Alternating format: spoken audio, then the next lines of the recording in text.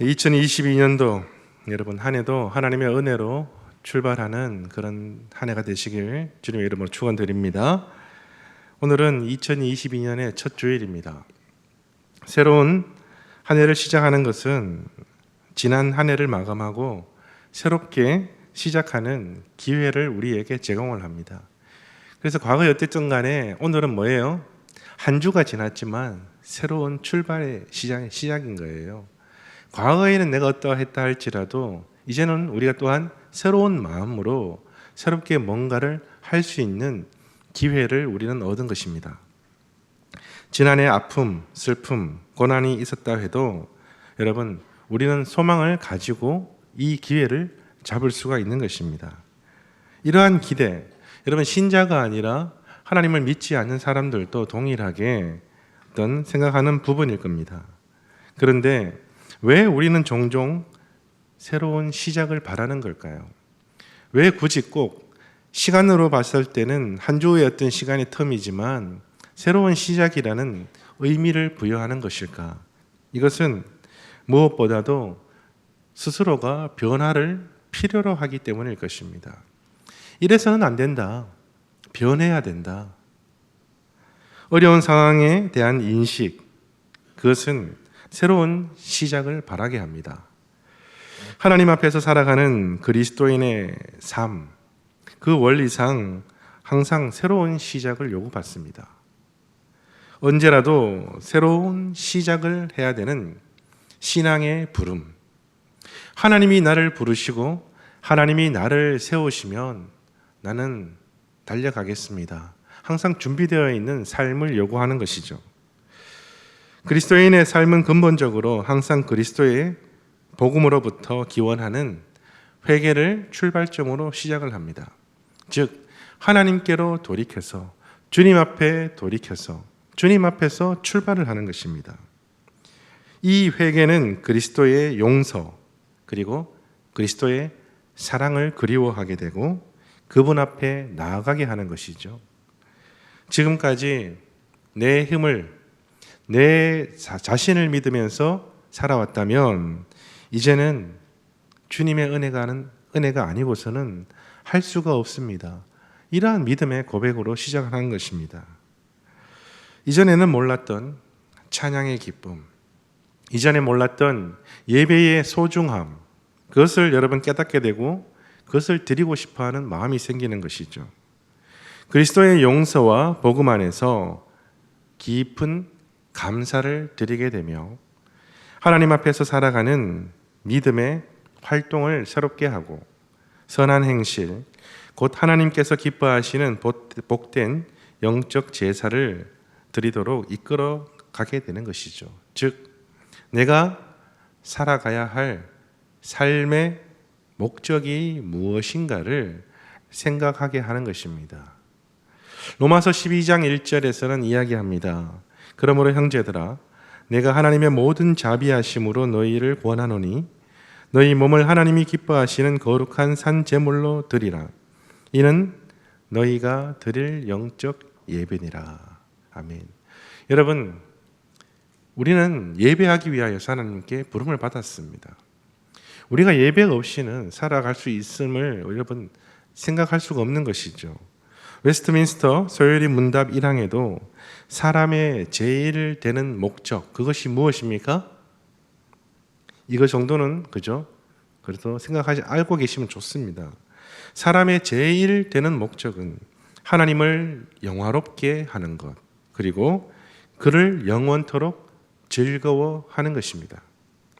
그리스도인의 삶은 하나님께 자신의 삶을 거룩한 산 제물로 드리는 영적 제사, 영적 예배를 통하여서 여러분 이것이 실현이 되는 것입니다. 그런데 하나님을 영화롭게 하는 것과 그리고 그를 즐거워하는 것은 별개의 것이 아니죠. 떨어져 있는 것이 아닙니다. 하나님을 영화롭게 하는 것이 무엇입니까? 하나님께 드려야 될 존귀, 영광, 권능의 찬송, 경배를 드리는 것. 그러면 하나님을 기뻐하시는 것은 무엇입니까? 바로 이러한 예배를 통하여서 찬송하는 가운데 누려지는 복된 상태가 하나님이 기뻐하시는 것이 아닙니까? 여호와를 경외하는 것이 성도의 즐거움이라고 고백하는 신앙의 어떤 고백들, 믿음의 고백들, 우리는 성경의 곳곳에서 발견하게 됩니다. 그런데 특히 시편에서 그러한 것들을 우리가 많이 접할 수가 있죠. 오늘 본문 1편은 여호와를 즐거워하는 자의 경건을 여호와의 율법을 즐거워하며 그 율법을 주야로 묵상하는 모습으로 노래하는데요. 1절과 2절 말씀 방송시 한 번만 띄워주시겠습니까? 1절과 2절 함께 읽겠습니다. 복 있는 사람은 악인들의 꾀를 따르지 아니하며 죄인들의 길에 서지 아니하며 오만한 자들의 자리에 앉지 아니하고 오직 여호와의 율법을 즐거워하여 그의 율법을 주야로 묵상하는도다. 여러분, 그리스도인이 새로운 시작이 바른 의미를 가지게 되려면 어떻게 해야 될까요? 하나님이 부르시는 삶의 목적을 분명하게 우리가 인지하고 출발을 해야 되는 것입니다. 내 출발점이 어딘지는 알아야 되죠.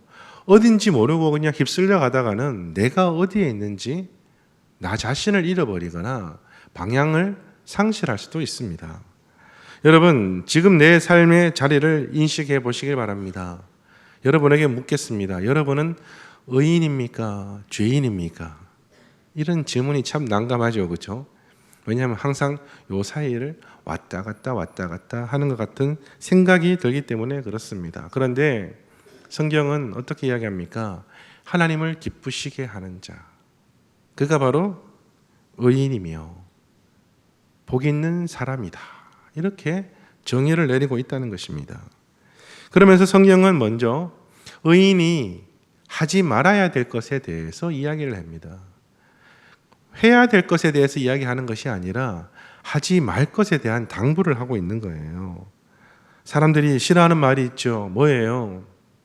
정말 재미나게 하고 있는데 옆에서 그거 하지 마. 그러면 제일 밉습니다. 그죠? 여러분, 그럼 오기가 생겨서 더 하는 분들도 있습니다.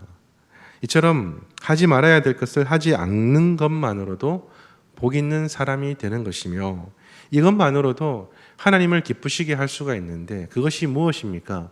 오늘 본문은 세 가지를 이야기합니다. 첫 번째는 악인들의 꾀를 따르지 않는 것이다. 두 번째는 죄인들의 길에 서지 않는 것이다. 세 번째는 오만한 자들의 자리에 앉지 않는 것이다. 시인은 복 있는 사람들이 악인들이 취하는 행동들을 따르지 않고 서지 않고 앉지 않는 것으로 이렇게 규정을 하고 있습니다. 시인은 여기에서 반복법과 정첨구를 사용을 하고 있는데요. 걷고 서고 앉는 것은 그 정도가 점점 강해지는, 그렇죠? 3단계 행동을 뜻합니다. 즉 악인과 관계를 맺게 되면 어떻게 될까요? 처음에는 별거 아닌 것 같은 스쳐 지나가는 어떤 만남일 수도 있는데 이것이 한 번, 두 번, 세 번 하게 되면 어떻게 됩니까? 점점 견고해진다는 것입니다. 그래서 시간이 지나면 점점 깊어질 수도 있다는 것을 경고하는 것이죠. 그래서 하지 말라는 거예요. 따르지도 말고 가지도 말고 서 있지도 말고 앉지도 말라는 것을 당부하고 있는 것입니다. 왜요? 사람들이 그만큼 안 하기 때문에 그렇습니다. 하지 말라는 걸 자꾸 하니까 하나님 또 뭐예요? 복 있는 사람은 이런 사람이다 이렇게 정의하지 않고 오히려 부정의 방법들을 통하여서 하지 않는 것이다 이렇게 정의를 하고 있는 거예요. 여러분 스스로를 한번 잘 돌아보시길 바랍니다.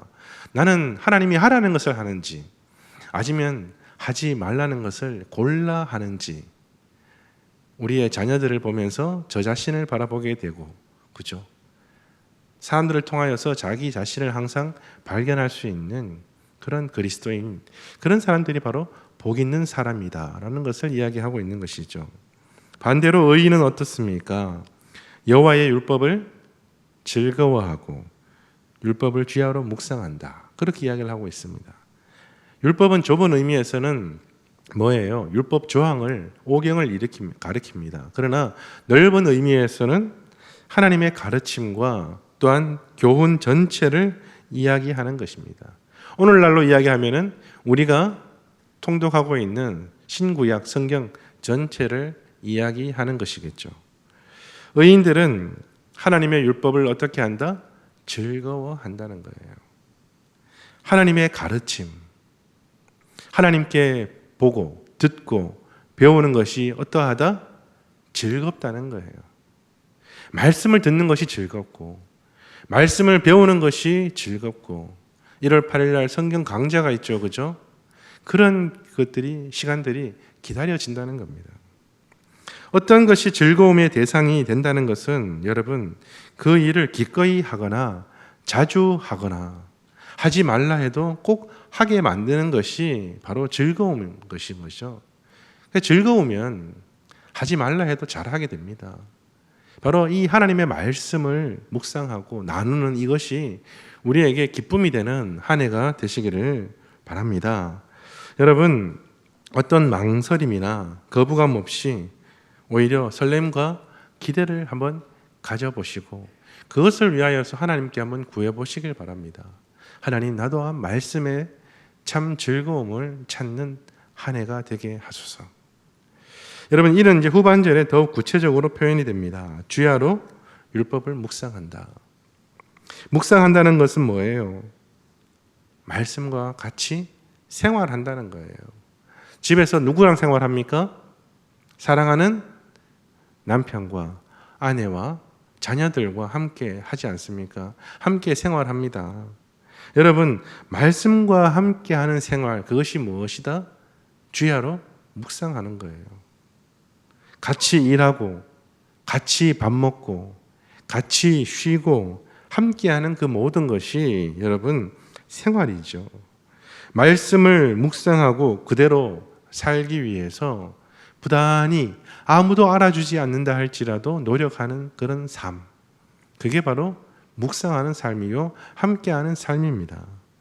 그래서 믿음의 생활 이것은 여러분 일회적인 것이 아니라 뭐예요? 반복적인 일상이 되어야 된다는 거예요. 그래서 신앙생활이라고 이야기하지 않습니까? 신앙이 생활이다. 신앙이 일상이다. 그것을 우리가 늘 염두하고 살아야 되는 거예요. 즉 아침에 일어나서 말씀 구절, 말씀을 읽고 하루를 마무리하는 그 모든 것 과정 가운데 무엇이 함께한다? 여호와의 말씀이 함께 한다는 거예요. 혼자 되뇌이고 이야기하고 그 모든 것들이 이루어지는 것이죠. 우리는 지난해 성경 통독을 했었습니다. 여기 대부분 다 하셨을 거예요. 그때 저는 이런 말을 많이 들었습니다. 코로나 상황 속에서 그래도 성경 통독이 있어서 다행이라고. 하나님은 어려운 상황을 인식하고 있는 성도들에게 코로나 시국에도 말씀을 통하여서 삶을 시작할 수 있는 길을 우리에게 보여주셨어요. 이렇게 말씀 묵상하는 시간을 통하여서 하나님은 정말 좋은 환경, 관계, 믿음을 만들어 가는구나 이런 생각이 저는 들었습니다. 여러분 로마서 8장 28절에 하나님을 사랑하는 자, 곧 그의 뜻대로 부르심을 입은 자들에게 모든 것이 합력하여 선을 이루신다. 하나님의 말씀을 가까이 하고 하나님이 기뻐하시는 자리에 설 때 성도들이 기뻐하는 모습들을 저는 보았고 여러분들 그것을 경험하신 분들이 참 많으실 겁니다. 그 다음에는 어떤 팀들은 하지 말라고 해도 자기들끼리 또 모여서 열심히 묵상하는 팀들도 있더라고요. 우리는 합력하여서 좋은 것을 만들어 나가시는 하나님의 역사를 우리는 간과해서는 안 됩니다. 하나님을 기쁘시게 하는 자, 하나님의 부르심대로 하나님의 말씀과 동행하는 복 있는 사람은 하나님께서 어떻게 하신다고요? 놀라운 은혜를 경험케 하신다는 것입니다. 여러분 성도들이 코로나 상황 가운데에 있어서 절망하는 부정적인 이야기를 하는 분들도 계시지만 오히려 현장 예배의 소중함을 깨닫는 분들도 있었고요. 말씀을 묵상하고 그 나눔이 은혜였다라는 것을 깨닫는 이들도 있었다는 것입니다.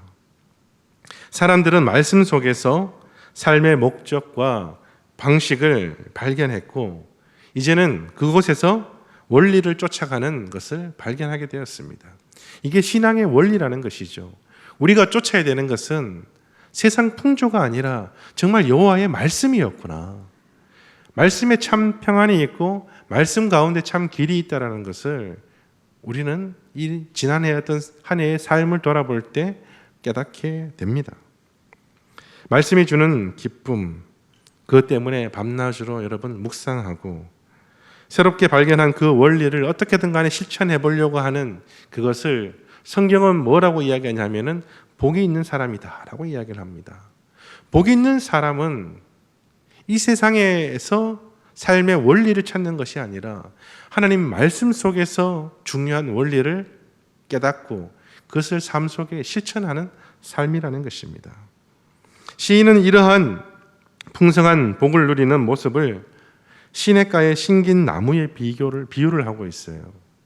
시냇가에 심긴 나무가 여러분 무엇을 이야기하는 것일까요? 풍부한 자원을 공급을 받는다는 것입니다. 그래서 아름다운 열매를 맺는다는 것이죠. 결국 그것을 성경은 무엇으로 이야기하냐면은 형통케 되는 삶이다. 그렇게 이야기를 하고 있습니다.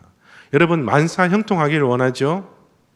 TV에 보면은 새 신년에 보게 되면은 만사 형통 이런 이야기들이 많이 들립니다. 우리나라 사람들 특히 또 형통하는 거 좋아하잖아요. 형통이 뭡니까? 앞으로 넘어져도 그죠? 뒤로 넘어지면 재수 없는 사람은 뒤로 넘어져도 코가 깨지는데 재수 좋은 사람, 만사 형통한 사람들은 넘어져도 그게 복이 된다는 거, 그게 형통 아닙니까?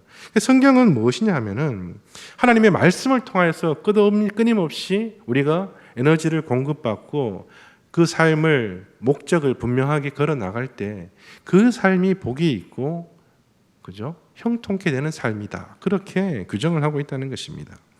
우리나라 기독교가 들어온 초창기 활동했던 선교사님들은 놀랐어요. 사람들이 너무 무섭도록 성경을 읽고 공부하는 모습에 놀랬다고 합니다. 믿음의 선배들이 말씀을 사랑했던 것처럼 그리고 그 말씀을 사랑한 이 땅에 어떻게 되었습니까? 놀라운 복음의 역사가 나타나지 않았습니까? 그렇다면 지금 우리 시대를 살아가고 있는 우리는 어떠해야 될까요? 그런 신앙의 선배들의 모습들, 신앙의 유업, 말로만 하는 것이 아니라 우리가 보고 배워야 되지 않겠습니까?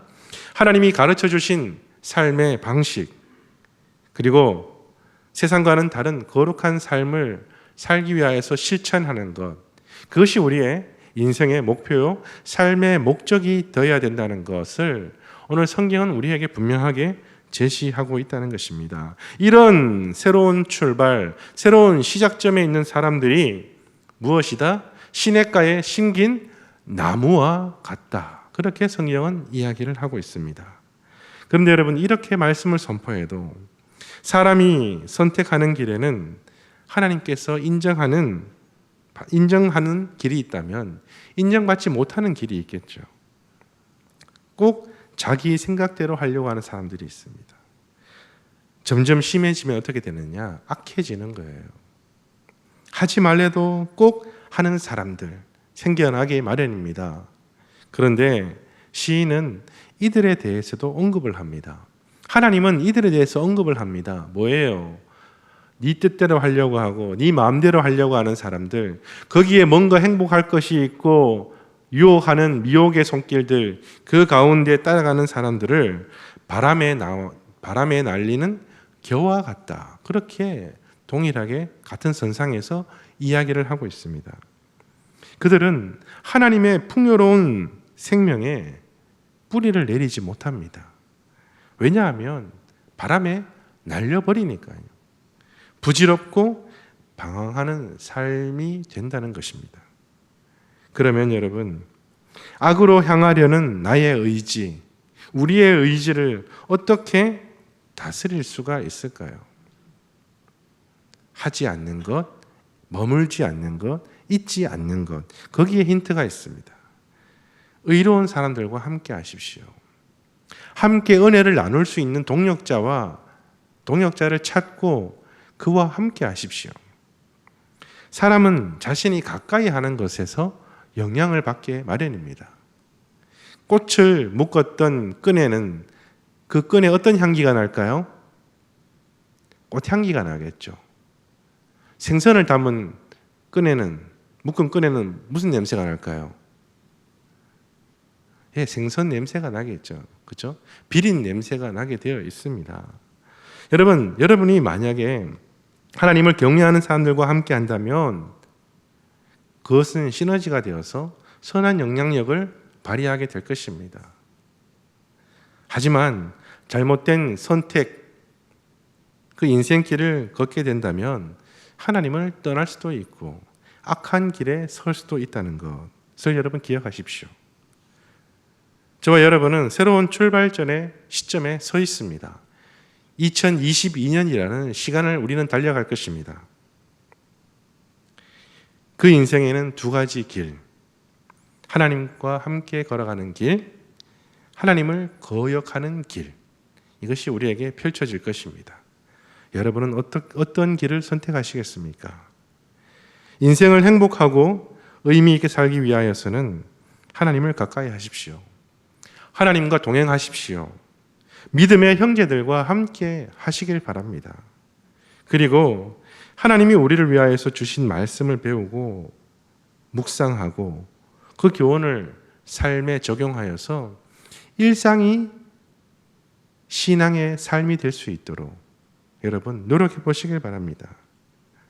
그러니까 여러분 예배 후에 마치면은 어디에 가야 될까요? 바로 집으로 달려나가지 마시고 반드시 꼭 로비에 가셔서 1층 로비에 가셔서 내가 속한 가정교회가 어디 있는지, 올 한 해 나는 누구와 함께 해야 되는지, 누구를 의지하고 누구와 은혜를 나눠야 되는지를 꼭 확인하시고 좀 새로운 마음가짐으로 여러분이 달려가셨으면 좋겠습니다.